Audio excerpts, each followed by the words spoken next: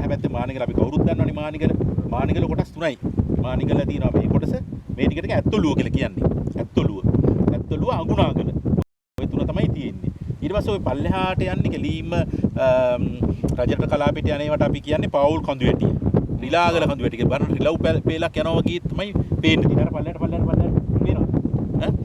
ඊළඟට ප්‍රධානම දේ තමයි මෙතන බලන්න පුළුවන් නකල්ස්. මේ පැත්තෙන් බලන්න පුළුවන් නකල්ස් පේනවා අට්ටල වෙට්ටුව කියලා කියන්නේ අපි.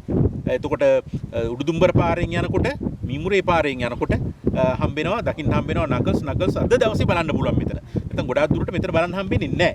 ඊට මෙහා පැත්තේ තියෙනවා තුනිස්ගල. තුනිස්ගල කියන්නේ ඒක අර හැඩ තුනක් තියෙනවා. අර තියෙන තුනිස්ගල. එතකොට කළුපාහනෙන් ගිහිල්ලා තුනිස්ගලෙන් ගිහිල්ලා බහින්න පුළුවන් පන්නිලට ඒ පැත්තට බහිනවා. ගෝමරේ පැත්තට. මීමුරේටත් බහින්න පුළුවන්.